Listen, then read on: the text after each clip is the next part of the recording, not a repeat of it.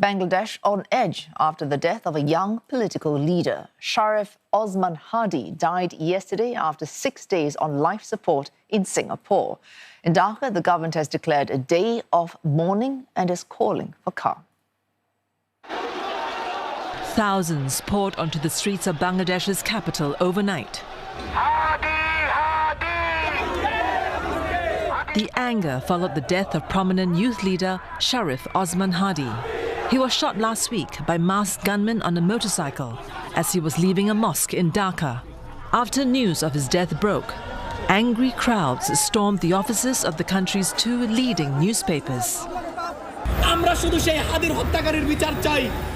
Buildings were set on fire. Journalists and staff were trapped as smoke filled the newsrooms.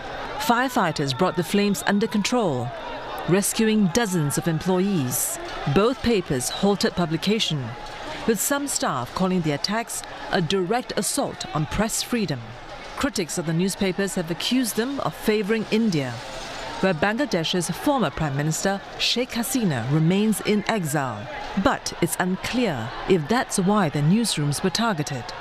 Police and paramilitary forces have fanned out across Dhaka and other cities. Authorities say the suspects behind Hadi's shooting have been identified and a nationwide manhunt is underway. Photographs of two men have been released, along with a reward of about $42,000 for information leading to their arrest.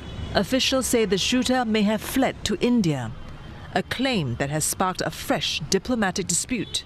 Both Dhaka and New Delhi have summoned each other's envoys for clarification.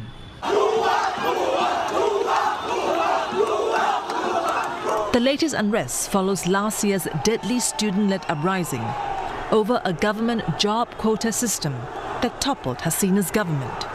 Sharif Osman Hadi had participated in those protests.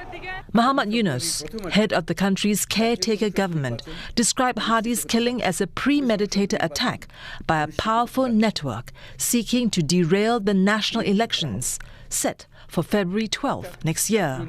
The opposition Bangladesh Nationalist Party is widely tipped to win, while Hasina's Awami League party has been barred from contesting. Hadi had intended to run as an independent candidate. As Bangladeshi protesters mourn the activists, the question remains whether the country can contain the anger going into the pivotal vote. Singapore is assisting the Bangladesh High Commission to repatriate the body of Sharif Osman Hadi. The 32-year-old was airlifted to the Singapore General Hospital for treatment on the 15th of December to get emergency treatment. Singapore's Foreign Ministry says despite best efforts from doctors from SGH and the National Neuroscience Institute, he succumbed to his injuries yesterday.